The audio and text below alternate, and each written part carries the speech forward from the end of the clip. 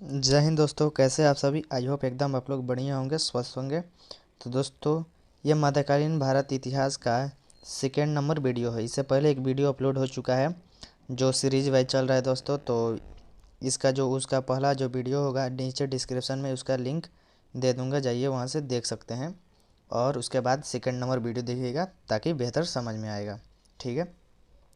तो इस वीडियो में हम लोग मुगल काल का इंपॉर्टेंट ऑब्जेक्टिव देखने वाले हैं जो 1526 से 1857 क्रांति तक मौजूद रहा मुगल वंश। ठीक है। तो चलिए दोस्तों, वीडियो को शुरू करते हैं। और वीडियो पसंद आए तो प्लीज़ वीडियो को लाइक करके चैनल सब्सक्राइब कर लीजिए और नोटिफिकेशन को ऑन कर लीजिए ताकि जितने भी इंपॉर्टेंट ऑब्जेक्टिव वो आपको जल्द जल्द याद हो जाए और मिल भी सकते हैं। ठीक है दोस्तों, वीडियो को शुरू करते हैं। फर्स्ट नंबर क्वेश्चन देखिए। फर्स्ट नंबर क्वेश्चन है, शाहजहां ने मुगल साम्राज्य की राजधानी आगरा के स्थान पर कहाँ स्थानांतरित की। तो शाहजहां ने कहाँ स्थानांतरित किया था दोस्तों। तो अपने राजधानी की बात करते हैं तो दिल्ली में ले गया था। दिल्ली में ले गया था, ऑप्शन नंबर है इसका राइट आंसर हो जाएगा। नेक्स्ट क्वेश्चन की ओर बढ़ते हैं। अगला क्वेश्चन, किस मुगल बादशाह ने इलाही संवत के स्थान पर हिजरी संवत लाया था। तो इलाही संवत के स्थान पर हिजरी संवत कौन सा मुगल बादशाह ने लाया था दोस्तों। तो शाहजहां ने लाया था। ऑप्शन नंबर बी 4 बाहुबली इसका राइट आंसर हो जाएगा। देखिए MPPCS में 2016 में क्वेश्चन पूछा हुआ है। अगला नंबर क्वेश्चन, शाहजहां ने किस वर्ष दक्षिण भारत के अहमदनगर पर आक्रमण किया था। तो शाहजहां ने कौन से वर्ष दक्षिण भारत के अहमदनगर पे आक्रमण किया था। तो 1633 ईस्वी में किया था शाहजहां ने। Option number C 4। चलो कहीं घूमने चलते हैं, इसका राइट आंसर हो जाएगा। 4 नंबर क्वेश्चन, ईरानी के शाह और मुगल शासकों के बीच झगड़े की जड़ क्या थी। तो ईरानी के शाह और मुगल शासकों के बीच झगड़े की जड़ क्या थी दोस्तों। तो कंधार थी। कंधार थे B 4 बाहुबली, इसका राइट आंसर हो जाएगा कंधार। अगला क्वेश्चन, डैश को उसकी शेष जिंदगी के लिए औरंगजेब ने कैद कर दिया। किसको औरंगजेब ने कैद किया था दोस्तों उसके शेष जिंदगी के लिए। तो उसके पिता शाहजहां ने शाहजहां को कैद किया था दोस्तों। औरंगजेब ने अपने पिता को ही कैद करके रखा था। ऑप्शन नंबर B 4 बाहुबली इसका राइट आंसर हो जाएगा दोस्तों। औरंगजेब की मृत्यु कब हुई थी दोस्तों। तो 1707 में औरंगजेब की मृत्यु हुई थी। और मृत्यु के बाद ही उत्तर मुगल काल स्टार्ट हो जाता है। ठीक है। नेक्स्ट क्वेश्चन के बढ़ते हैं।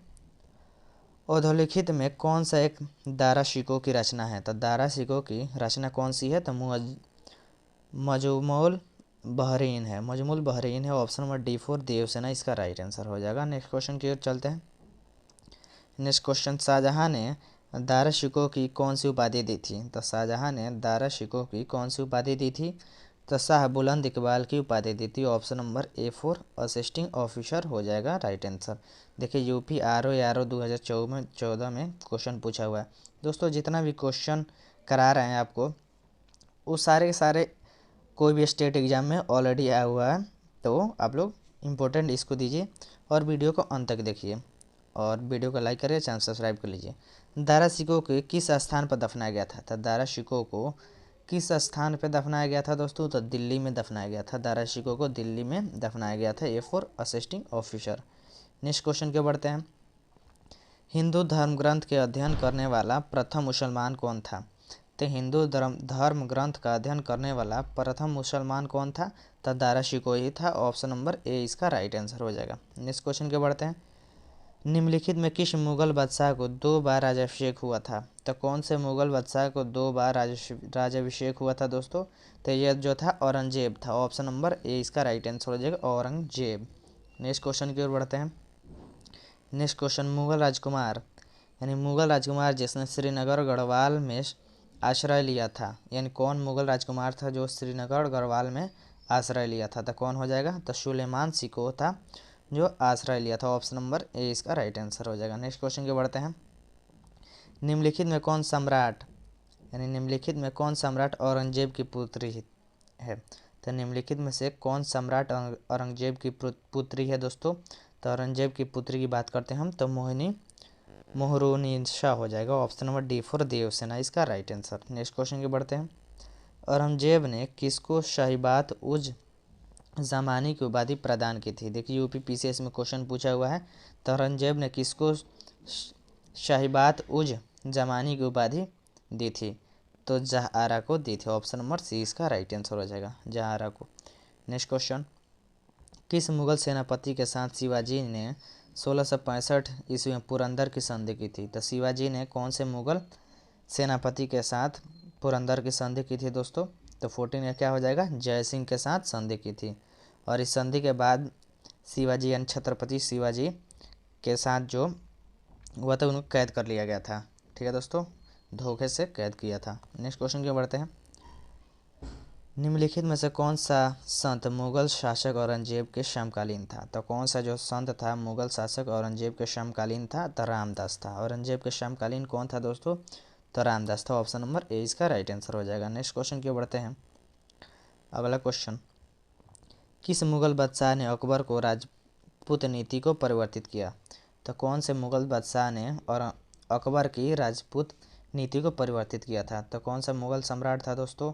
तो मुगल सम्राट था औरंगजेब था। ऑप्शन नंबर बी 4 बाहुबली इसका राइट आंसर। देखिए एसएससी 2015 में क्वेश्चन पूछा हुआ है। निम्न में से कौन जिंदा पीर के नाम से जाना जाता है? तो जिंदा पीर के नाम से औरंगजेब को जाना जाता है। Option number C 4। चलो कहीं घूमने चलते हैं, औरंगजेब हो जाएगा इसका राइट आंसर। 18 का क्या हो जाएगा? मुगल काल में जनपद यानी जिला क्या कहलाता था? तो मुगल काल में जनपद क्या कहलाता था? तो जनपद कहलाता था दोस्तों तर्क कहलाता था। ऑप्शन नंबर सी इसका राइट आंसर हो जाएगा। चाची जी घर पे हैं। नेक्स्ट क्वेश्चन, सम्राट द्वारा नियुक्त परंतु सीधे राज्य से वेतन पाने के स्थान पर मनसबदारियों से वेतन पाने वाले सैनिक कहलाते थे। तो वेतन पाने वाले सैनिक क्या कहलाते हैं दोस्तों? तो दाखिली सैनिक कहलाते थे। ऑप्शन नंबर डी 4 देवसेना इसका राइट आंसर हो जाएगा। नेक्स्ट क्वेश्चन की बढ़ते हैं। मध्यकालीन भारत के ऐतिहासिक स्रोत में यानी मध्यकालीन भारत के ऐतिहासिक स्रोत में चमला शब्द का प्रयोग हुआ था। तो चमला शब्द का प्रयोग कब हुआ था दोस्तों? तो सूबा और परगना के बीच की क्षेत्रीय इकाई था, लेकिन सरकार के शरणार्थी नहीं था। ऑप्शन नंबर सी इसका राइट आंसर हो जाएगा। नेक्स्ट क्वेश्चन के बढ़ते हैं। मनसबदार जिन्हें मुद्रा के रूप में वेतन दिया जाता था उन्हें कहा जाता था। तो उन्हें क्या कहा जाता था दोस्तों? तो उन्हें मनसबदार को क्या कहा जाता था? तो कहा जाता था नगदी कहा जाता था। ऑप्शन नंबर ए इसका राइट आंसर हो जाएगा। नेक्स्ट क्वेश्चन के बढ़ते हैं। अगला क्वेश्चन, मुगलकालीन भारत में राज्य की यानी मुगल कालीन भारत में राज्य की आय की प्रमुख स्रोत क्या थी? तब प्रमुख स्रोत की बात करते हैं तो क्या जी भू राजस्व थी। प्रमुख स्रोत थी भू राजस्व थी। ऑप्शन नंबर सी इसका राइट आंसर हो जाएगा। नेक्स्ट क्वेश्चन के बढ़ते हैं। अगला नंबर क्वेश्चन, मुगल मनसब यानी मुगल मनसब प्रणाली प्रथा के बारे में निम्नलिखित में से कौन सा कथन सही है? तो कौन सा कथन सही है दोस्तों? तो 33 का हो जाएगा। क्या जात पद शाही सेना धर्मतंत्र में मनसबदारों की स्थिति और उसके वेतन की सूचक था? या ऑप्शन नंबर 2 सवार पद घुड़सवारों की उस संख्या का सूचक था जो मनसबदारों को रखते हुए थे? अगला है थर्ड नंबर पॉइंट के 17वीं शताब्दी में 1000 अथवा अधिक सवार पद संभाले रखने वाले मनसबदारों को उच्च नोबल के रूप में पदनाम दिया गया था। तो क्या हो जाएगा इसका राइट आंसर? तो इसका राइट आंसर की बात करते हैं 23 क्या हो जाएगा दोस्तों? 3 में से सही यानी 1 भी सही है, 2 भी सही है और 3 भी सही है। ठीक है दोस्तों, ऑप्शन नंबर डी 4 देवसेना का राइट आंसर हो जाएगा। नेक्स्ट क्वेश्चन के बढ़ते हैं। मनसबदारी व्यवस्था के संदर्भ में कौन सा कथन सही है? ये भी कथन दिया है दोस्तों। कथन नंबर 1 दिया है, कथन नंबर 2 दिया है। तो कौन सा सही है दोस्तों? तो पढ़ते हैं, देखते हैं कौन सा कथन सही है। मनसबदारी व्यवस्था राज्य के कुलीन वर्ग से संबंधित थी जिसे अकबर ने प्रारंभ किया था। ये तो सही है दोस्तों, अकबर ने प्रारंभ किया था। मनसबदारी का पद पैतृक था। नीचे दिए गए कूटों से सही उत्तर चुनिए। पैतृक नहीं था दोस्तों, ये गलत है। ऑप्शन नंबर ए इसका राइट आंसर हो जाएगा। 24 का ऑप्शन नंबर ए। ठीक है दोस्तों, केवल 1। अगला नंबर क्वेश्चन के बढ़ते हैं। किस मुगल शासन के काल में यानी कौन से मुगल शासन के काल में मुगल चित्रकला की नींव पड़ी? तो कौन से जो मुगल शासक काल था जो चित्रकला की नींव पड़ी थी उसके शासन काल में? तो हुमायूं था। हुमायूं था दोस्तों। ऑप्शन नंबर बी इसका राइट आंसर हो जाएगा। नेक्स्ट क्वेश्चन के बढ़ते हैं। दस्तान अमरी अमजा का चित्रकांकन किसके द्वारा किया गया था? तो किसके द्वारा किया गया था दोस्तों? तो अब्दुल अहमद ने किया था। ऑप्शन नंबर ए इसका राइट आंसर हो जाएगा। नेक्स्ट क्वेश्चन की ओर बढ़ते हैं। अगला नंबर क्वेश्चन, इनमें से किस मुगल सम्राट ने सचित्र पांडुलिपियों से ध्यान हटाकर चित्रधार यानी एल्बल और व्यक्तिक रूप चित्र पर अधिक जोर दिया था? तो कौन सा मुगल सम्राट था दोस्तों? तो मुगल सम्राट जो था जहांगीर था, मुगल सम्राट जहांगीर था। Option number C4। चलो कहीं घूमने चलते हैं सर। राइट आंसर 28 नंबर, निम्न में से कौन सी एक पुस्तक अकबर के द्वारा चित्रित सजित नहीं था? तो कौन सा जो पुत्र यानी पुस्तक था जो अकबर ने लिखा नहीं था? ठीक है दोस्तों, तो 28 का क्या हो जाएगा? बाबरनामा। बाबरनामा नहीं लिखा, तो ऑप्शन नंबर C इसका राइट आंसर हो जाएगा। अगला हमारा क्वेश्चन देखते हैं। यूरोपीय चित्रकारी का प्रवेश किसके दरबार में हुआ था? तो यूरोपीय चित्रकारी का प्रवेश किसके दरबार में हुआ था दोस्तों? तो अकबर के दरबार में हुआ था। ऑप्शन नंबर 20 का राइट आंसर हो जाएगा। BPSC 2018 में क्वेश्चन पूछा हुआ है दोस्तों। नेक्स्ट क्वेश्चन के बढ़ते हैं। निम्नलिखित राजाओं में से किसने अकबर के पूर्व तानसेन को संरक्षण दिया था? तो अकबर के पूर्व तानसेन को संरक्षण कौन दिया था दोस्तों? द भाटा का राजा रामचंद्र सिंह ने। नेक्स्ट क्वेश्चन के बढ़ते हैं।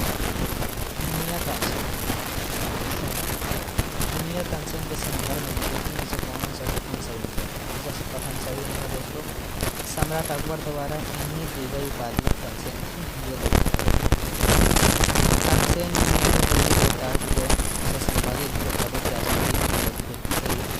तानसेन ने अपने संरक्षकों से संबंधित गाने की रचना की, ये भी सही है। तानसेन के अनेक रोगों की मौलिक रचना, ये भी सही है। 3 ऑप्शन सही है, लेकिन क्वेश्चन में दिया है कि नहीं है, तो नहीं हो जाएगा। इसका राइट आंसर हो जाएगा ऑप्शन नंबर क्या हो जाएगा दोस्तों? तो ऑप्शन नंबर B हो जाएगा। ठीक है, नंबर इसका राइट आंसर हो जाएगा। बाकी सब लेकिन क्वेश्चन क्या नहीं है, तो इसका राइट आंसर हो जाएगा option number A। Next question क्या बढ़ता है। दिल्ली में हुमायूं का मकबरा किसने बनाया था? दिल्ली में हुमायूं का मकबरा किसने बनाया था दोस्तों? तो मकबरा बनाया था हाजी बेगम ने।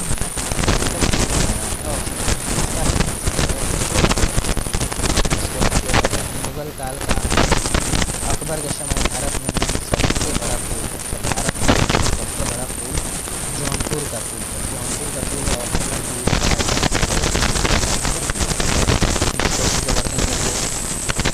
यह कथन किसका है? यह कथन शासन इलाहाबाद में 40.5,000